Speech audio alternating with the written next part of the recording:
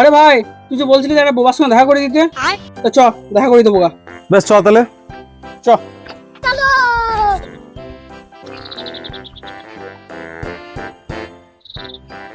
এই তো ভাই, এই ছেলেটা ঠিক আছে। আচ্ছা, তুই কথা বলিলে আমি চললাম। বেশ তাহলে তুই যা, আমি কথা বলেছি। ঠিক আছে ভাই।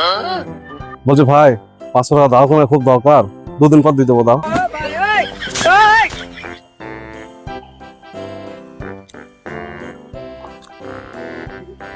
দশ দিন পর।